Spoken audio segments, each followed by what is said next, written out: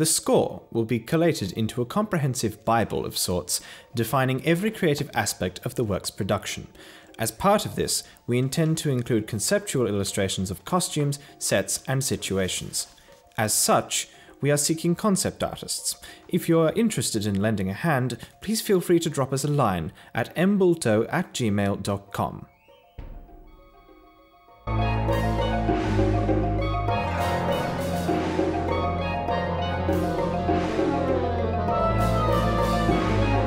None. All we can guarantee by ourselves is that the full score will be on paper.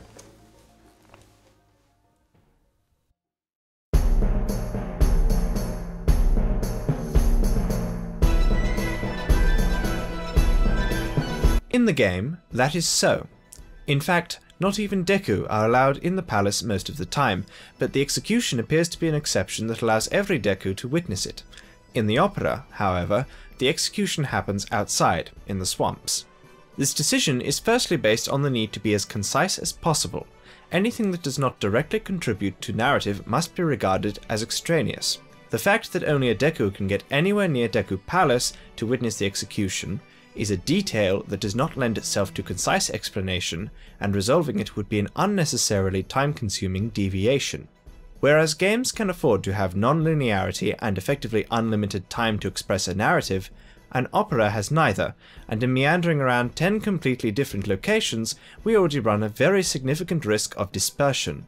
Narrative focus must therefore always be stressed, and even in over 3 hours we simply do not have the time to exhaustively detail every aspect of Terminian culture and cosmology explicitly. Opera is not an art form that lends itself to endless detailed exposition, and thus some things simply have to be deemed too trifling to include, especially because a narrative that is supposed to be understood by everyone, whether they know the game or not, cannot depend on prior knowledge. Those that depend on historical knowledge can rely on costume and scenery to provide a context. Tamina, being entirely fictional, does not give us this luxury.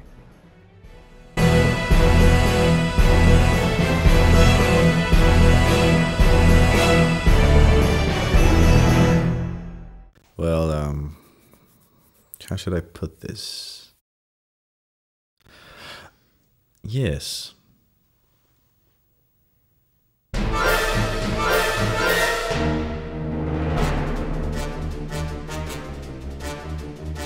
The Odolwa and the Deku battle sequence is a dance number, so Odolwa would be a dancer. Now, I'm sure your question pertains to his height, which is actually just a bit taller than Fierce Deity Link, who I assume is a tall human, but not everything can be done to perfect scale. So the ideal situation would be a tall dancer for Odolwa and shorter ones for the Deku. But it's as with the singers, the focus is never first on physical appearance but on skill. Common sense dictates that most dance companies would, after selecting their principal dancers for a role, try to pick the ones most appropriate to the character represented, but this is never guaranteed. Matters of singer and dancer's height, gender or ethnicity are most of the time secondary on stage.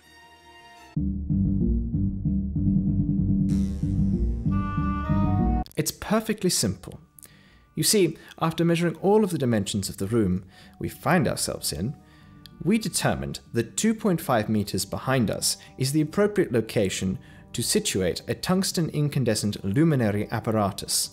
This illuminates a quasi-opaque textile diffuser, and we are situated between the two on top of tripartite quadrupedal posterior situators.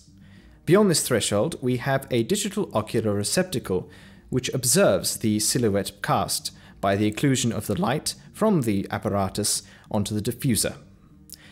Before me is an electrocapacitive acoustic transducer which receives the pressure modulations induced by my speaking and sends them to a programmable digitizing contraption. I like it. Simple.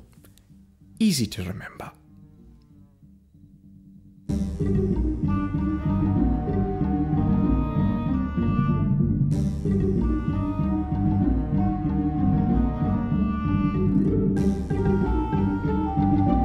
All we can guarantee by ourselves is that the full score will be on paper. On paper.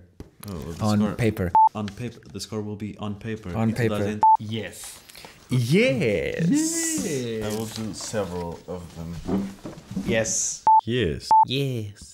Yes. Yes. Yes. Yes. Yep. Yes. Oh yeah. Yes. Which one do you want? Okay, so you guys want to know how a Q&A is done, made, or produced, or whatever. Not only the Q&As, demos, everything behind this sheet. Yes. You want to know how we fake it all. How we don't actually do it. We don't actually do it? We fake it. I don't get it. Just so you know, we're all CG. Nothing is real. Yes.